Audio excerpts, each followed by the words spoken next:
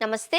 ప్రధానమంత్రి museum library నుంచి భారతదేశ తొలి ప్రధాని పండిట్ జవహర్లాల్ నెహ్రూకు సంబంధించిన పత్రాలు కనిపించడం లేదు అని కేంద్రం తాజాగా స్పష్టం చేయడం తీవ్ర సంచలనంగా మారిన సంగతి తెలిసిందే. ఆ పత్రాలను 2008లో సోనియా గాంధీ తీసుకువెళ్లారు అని చెబుతూ వాటిని వెంటనే పీఎంఎంఎల్కు తిరిగి ఇవ్వాలి అని కేంద్ర ప్రభుత్వం చెప్పింది. దీంతో ఆ పత్రాలలో ఏమి ఉంది అనే విషయం తీవ్ర చర్చనీయాంశంగా మారింది. అవును, జవహర్లాల్ నెహ్రూ పత్రాల 51 కార్టన్లను దాచిపెట్టారు అని చెబుతూ కాంగ్రెస్ అధినేత్రి సోనియా గాంధీని కేంద్ర ప్రభుత్వం తీవ్రంగా విమర్శించింది. వాటిని వెంటనే పీఎంఎంఎల్కు తిరిగి ఇవ్వాలి అని కోరింది. ఫలితంగా పౌరులు, పండితులు పార్లమెంట్ నెహ్రూవియన్ కాలం నాటి చారిత్రక రికార్డులను పొందగలరు అని, పైగా ఈ పత్రాలు ఉండాల్సింది ప్రజా ఆర్కైవ్స్లో ఉండాలి కానీ మూసిన తలుపుల వెనుక కాదు అని నొక్కి చెప్పింది. భారతదేశ తొలి ప్రధానమంత్రి పండిట్ జవహర్లాల్ నెహ్రూకు సంబంధించిన ఏ పత్రాలు 2025వ సంవత్సరంలో పీఎంఎంఎల్ వార్షిక తనిఖీ సమయంలో మ్యూజియంలో కనిపించలేదు అని బీజేపీ ఎంపీ సంబిత్ పాత్ర అడిగిన ప్రశ్నకు లిఖితపూర్వకంగా షెకావత్ పార్లమెంటుకు తెలిపారు.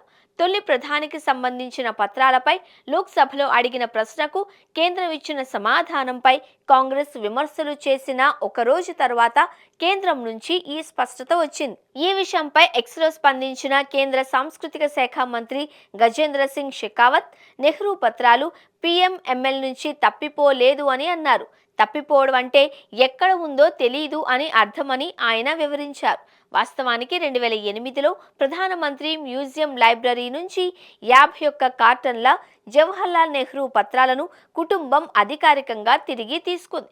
వాటి స్థానం తెలుసు, అందువల్ల అవి తప్పిపోలేదు అని అన్నారు.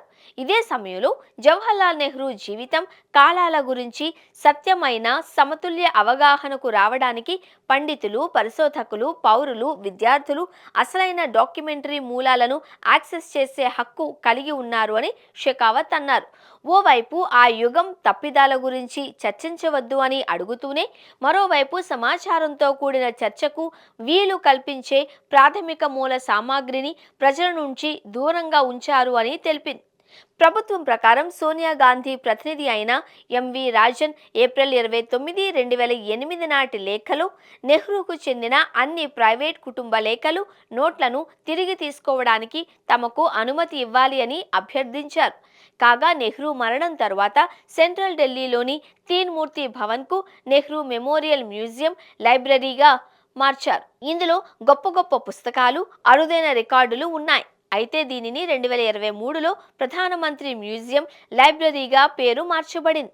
ఏది ఏమైనా నెహ్రూ పత్రాల విషయం ఇప్పుడు అధికార బీజేపీ, ప్రతిపక్ష కాంగ్రెస్ మధ్య వివాదాస్పద అంశంగా మారిన సంగతి.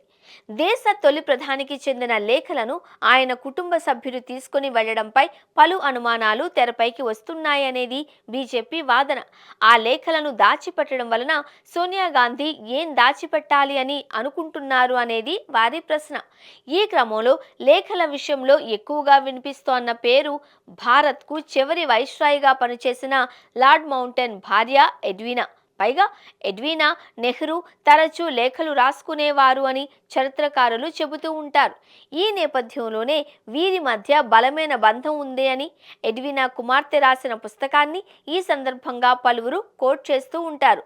ఎడ్వినా కోరిక మేరకే లార్డ్ మౌంట్ బాటన్ ఆమె మరణించిన తరువాత సముద్రం పక్కనే ఆమె అంత్యక్రియలు నిర్వహించారు. అయితే ఆ సమయంలో నెహ్రూ భారత నావికాదళంలోని యుద్ధ నౌక ఐఎన్ఎస్ త్రిశూల్ను ఎస్కార్ట్గా పంపించారట. ఒక విదేశీ మహిళకు భారత్ ఇచ్చిన అత్యున్నత గౌరవంగా దీన్ని పరిగణిస్తారు. ఎడ్వినా సంగతి కాసేపు పక్కన పెడితే, నెహ్రూ అప్పట్లో జయప్రకాష్ నారాయణ్, ఆల్బర్ట్స్ ఐన్స్టీన్, పద్మజా నాయుడు, విజయలక్ష్మి పండిత్, బాబు జగజ్జీవన్ రావు వంటి పలువురు ప్రముఖులకు లేఖలు రాశారట. ఇదే సమయంలో ప్రధానంగా ఐన్స్టీన్కు రాసిన లేఖలో దేశ విదేశాంగ విధానానికి సంబంధించిన విషయాలు కూడా ఉండవచ్చు అని, అందుకే వాటిని పీఎంఎంఎల్లో ప్రజలకు అందుబాటులో ఉంచాలి అని కేంద్రం కోరుతోంది.